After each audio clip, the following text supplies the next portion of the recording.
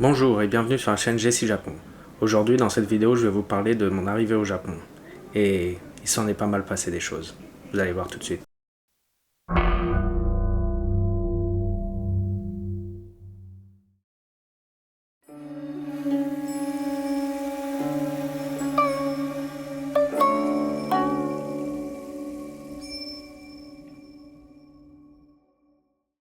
Donc tout d'abord, pour vous mettre dans le contexte, nous sommes fin 2022 et je décide de tout plaquer pour aller vivre au Japon pendant au moins un an, ce qui est mon rêve depuis très longtemps, histoire d'apprendre la langue et la culture japonaise.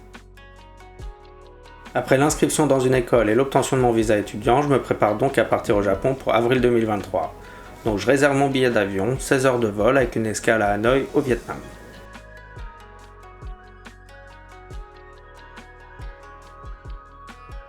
Début du vol. Ayant payé pour pouvoir choisir ma place dans l'avion, je me retrouve donc à mon siège avec personne devant moi, histoire de pouvoir étendre mes jambes, car 16 heures, c'est quand même assez long. Et c'est là que tout commence. À côté de moi, il y avait deux Américains. Très gentils, hein, et ils ont passé tout le vol à dormir. Le problème, c'est qu'ils ronflaient. Et en plus de ça, quand j'avais pris des places avec personne devant moi, je me suis retrouvé à côté des toilettes. Et qu'est-ce qui se passe pendant tout le vol? Les gens vont aux toilettes, la porte s'ouvre, les odeurs sortent. Sans oublier la chasse d'eau, les portes qui claquent. Je peux vous dire que c'est simple, j'ai pas dormi pendant tout le vol. J'ai fait que regarder des films, des vidéos, jouer aux jeux vidéo, et c'est tout. Bon, si c'était que ça, c'est pas très grave, j'aurais pu me reposer en arrivant.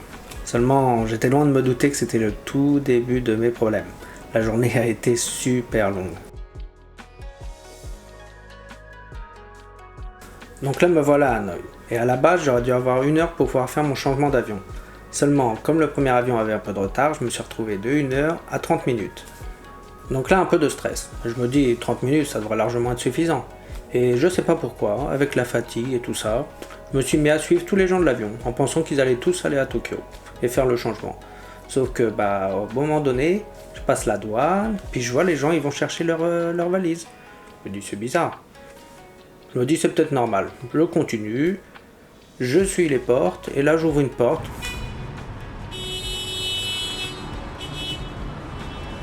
Je me retrouve dehors, complètement à Hanoï, dans la ville, sorti de l'aéroport. Je me dis, oula, il y a un petit souci là, j'aurais dû faire un changement d'avion normalement. Donc là, en ayant compris que j'avais merdé quelque part, je rentre dans l'aéroport, je vais voir la dame de l'accueil et je lui explique que j'ai un transfert pour Tokyo qui va bientôt partir normalement. Là, complètement en panique, elle appelle un de ses collègues, son collègue arrive en courant, il me dit suivez-moi, rapidement. Je passe la douane, aucune vérification, rien du tout. Je le suis, il me dit prenez ce bus, il va directement vous emmener à l'avion. Donc je rentre dans le bus, je me retrouve avec des stewards qui vont d'ailleurs dans le même avion que moi. Et là, j'arrive enfin dans l'avion. Un peu de panique, mais tout va bien. Je m'assois à mon siège et 2-3 minutes après, l'avion il décolle. J'ai été complètement trempé entre la chaleur et l'humidité qu'il fait au Vietnam, d'avoir couru plus le stress, je vous raconte pas la galère. Donc là, ce qu'il faut savoir, c'est qu'entre Hanoï et Tokyo, il y a à peu près 2 heures d'avion environ. Donc je commence à me regarder un film et puis je vois qu'à côté de moi, il y a un papy et une mamie vietnamienne qui commencent à regarder mon écran. Et je vois que le monsieur à côté, il essaye de toucher l'écran et de pouvoir regarder un film comme ce que je suis en train de faire. Et donc je lui file un petit coup de main, je lui explique, même s'il parlait pas du tout anglais, rien du tout.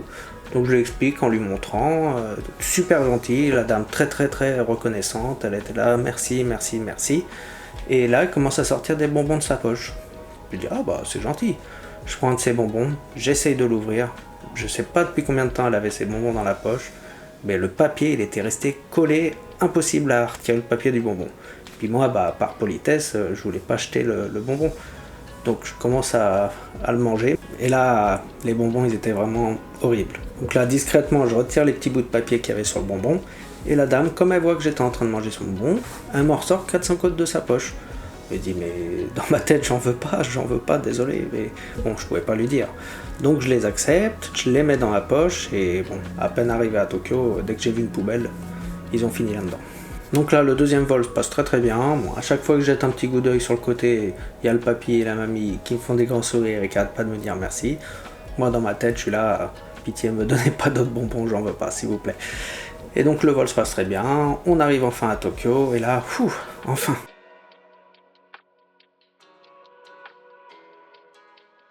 Je récupère mon sac, je passe la douane, je trouve enfin une poubelle pour pouvoir jeter les bonbons, et là, j'avais envie que d'une chose, c'était de trouver le coin fumeur. Parce que là, 16 heures d'avion sans fumer, et puis avec tout le stress que j'ai eu, je peux vous dire que la cigarette, elle a fait du bien. Donc après ça, je décide d'aller récupérer ma carte de transport, retirer de l'argent liquide, et puis grâce à la Wi-Fi de l'aéroport, j'ai pu prévenir mes proches que j'étais bien arrivé et raconter un petit peu mes aventures. Seulement, c'était loin d'être terminé tout ça. 16h30, je décide de quitter l'aéroport et prendre un taxi pour qu'il me dépose à la gare qui se situe juste à côté de mon hôtel. Seulement, il y a quelque chose que j'avais pas prévu. C'est que je m'étais renseigné sur le prix des taxis sur internet avant. Et ils avaient dit pour à peu près 60 km, il y en avait pour une centaine d'euros. Seulement faire 60 km en restant dans Tokyo ou faire 60 km en quittant Tokyo, il y avait une grosse différence. J'en ai eu à peu près pour 200 euros. Bon, heureusement, j'avais retiré assez d'argent. Donc 60 km plus tard, me voilà arrivé à Kanagawa. Donc c'est la préfecture qui se situe juste en dessous de Tokyo. Donc c'est là où il y aura mon hôtel pour le premier soir et ma future share house. Le taxi me dépose à la gare, et comme j'avais regardé avant, l'hôtel se situait dans la gare, je me suis dit, ça va être facile. Donc je me retrouve avec mes bagages, je fais le tour de la gare, mais là, impossible de trouver l'hôtel. Et je tourne pendant plusieurs minutes, et là, je comprends pas, je le trouve pas. Sauf que j'avais pas internet sur mon téléphone, j'avais une carte SIM japonaise, j'aurais pu l'activer à l'aéroport, sauf que encore une fois, je sais pas pourquoi, j'y ai pas pensé. Bon, comme en cherchant autour de la gare, j'avais vu qu'il y avait un petit poste de police, un Koban, je me suis dit je vais aller leur demander. Bon, déjà je vous préviens, moi mon anglais c'est un anglais niveau 3e, niveau collège, donc pas terrible. J'arrive dans ce petit poste de police, donc avec mon anglais approximatif, j'arrive à leur expliquer que je cherche l'hôtel qui est censé se situer à côté de la gare, sauf que là, les policiers ne parlaient pas du tout anglais, mais pas un mot. Donc je leur montrais le plan, ils me disaient oui, ici. Plusieurs fois ils me montraient la gare du doigt. Je disais oui je sais bien, mais où est l'hôtel? Sauf que impossible de se faire comprendre. Puis bien sûr, comme j'avais pas internet sur mon téléphone, pas de traducteur, là je commence à me dire ça va être compliqué. Parce que malgré que les policiers étaient très gentils, ils n'ont pas réussi à m'aider. Mais ils voulaient, ils ont cherché, ils m'ont bien montré la gare plusieurs fois, mais ils n'ont pas réussi à m'aider. Donc là je commençais un petit peu à me dire où est-ce que je vais dormir.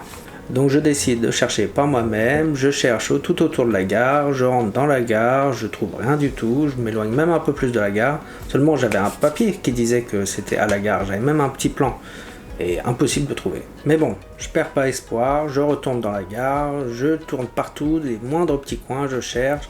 À un moment j'arrive au bout où il y a un restaurant à gauche, un restaurant à droite, sauf qu'après c'est les portiques où il faut payer, c'est pour prendre le train. Je me dis ça peut pas être là quand même.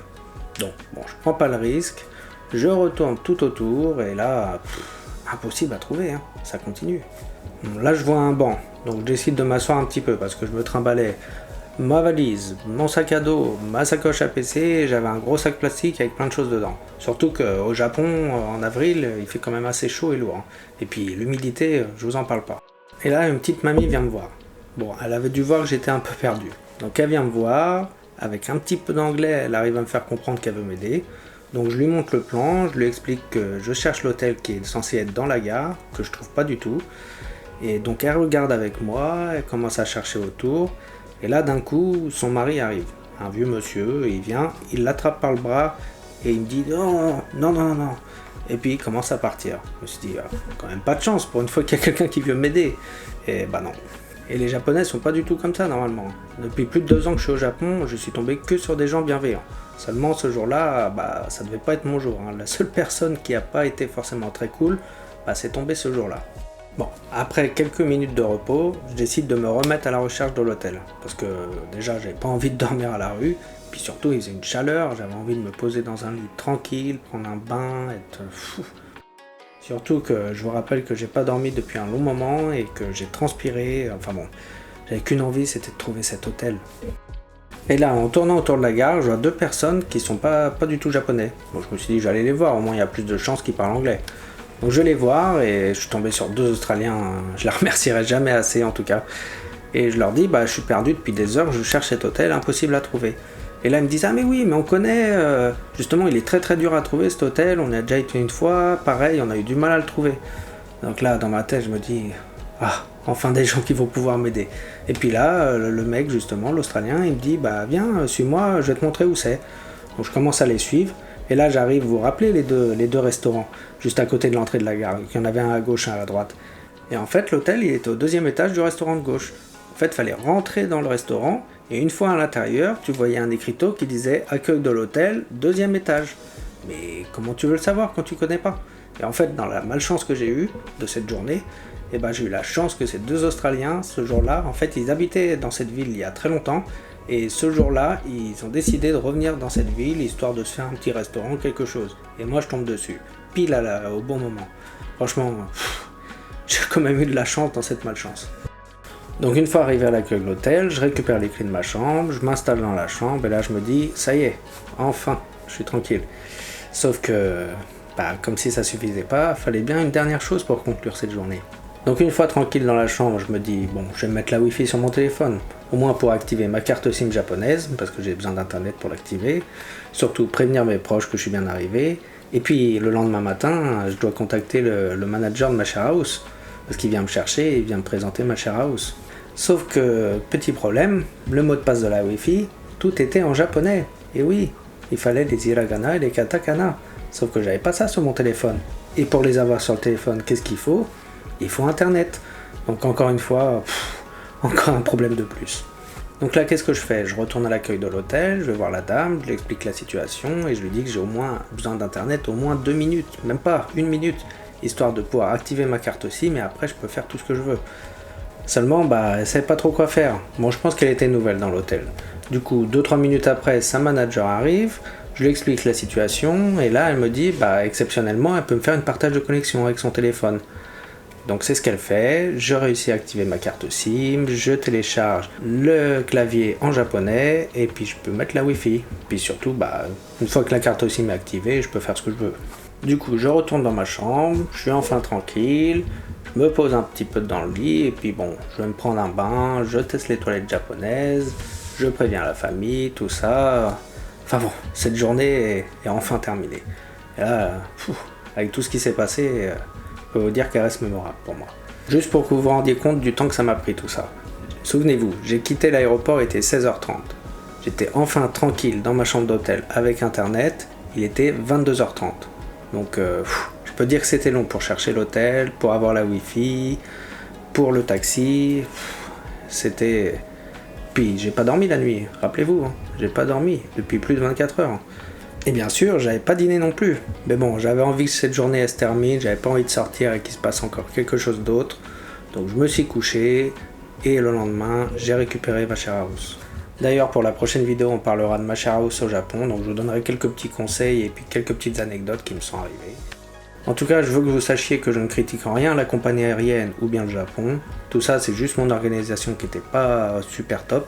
Ça fait juste partie de l'aventure, et puis bon, le Japon, c'est quand même un pays formidable. Je devais y rester qu'un an, et ça fait quand même plus de 2 ans et demi que j'y suis.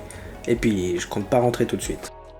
En tout cas, si vous avez aimé cette vidéo, n'hésitez pas à vous abonner, mettre un petit like, activer la cloche si vous voulez pas louper les prochaines vidéos, et mettez en commentaire si vous avez des anecdotes de voyage, je serais très curieux de savoir.